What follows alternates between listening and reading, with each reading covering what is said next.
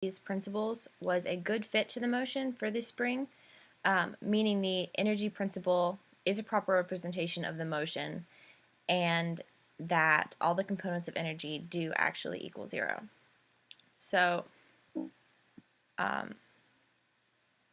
first off, we had to find the spring stiffness and the relaxed length. So according to the tracker data, we found the period to be 1.54, which I'll show you the video of the tracker right now. So this is the motion of the spring. All right.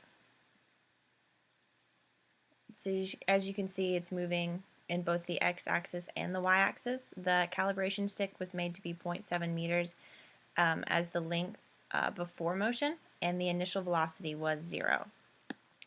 So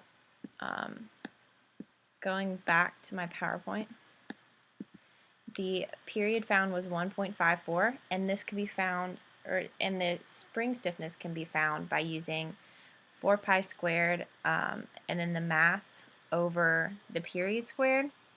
And so by calculation, K, or the spring stiffness, was found to be 6.87. And then from that, you could use the concept of static equilibrium, which is in this case for the spring mass system. So Fg will equal the spring force, so then you can do the mass times the gravitational constant of 9.8 equals the Ks times S, or the original, or the length minus the relaxed length. And then you can solve for the relaxed length, which was 0.126. So from there, we plugged in a code, and we found the system energies, which are shown here. These are the standard equations for a spring system. And then from there, we determined Fnet and the velocity. So these are the initial energies that we determined. We determined the gravitational force, which is only in the direction of the y-axis, which makes sense because it's the attraction with the Earth. And then we have the force of the spring, which uses the spring stiffness constant that we found, and then as well as the S, which will change as the spring moves. So then Fnet is found as the total of all the forces, so F spring plus gravity equals the Fnet. And then Newton's second law was used to determine the velocity at each point for the changing Fnet, which could then be used to find the ball position. And so this is important because basically using the new position means that we can find a new length and stretch each time, and then we can calculate the new system energies for the particular position.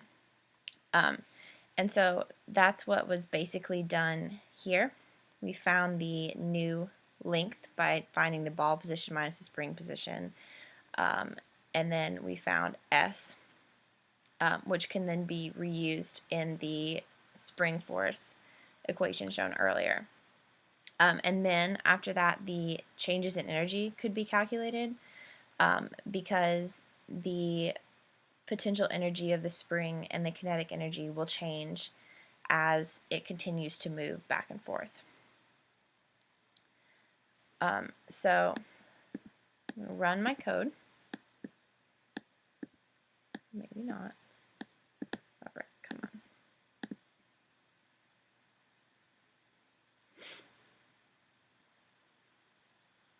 So this is the graph of the motion. As you can see, the red ball is the initial data.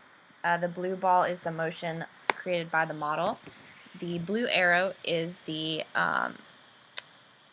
force by the spring, which changes in size and momentum, which makes sense as the spring compresses and expands.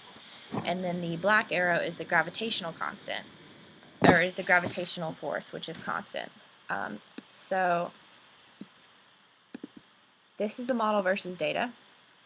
It's a relatively good match. There are some issues, but that's likely due to bad mapping and tracker. So right here, is one potential problem. And so for the what does it mean question, the energy principle is satisfied, and this is shown by the graph produced here.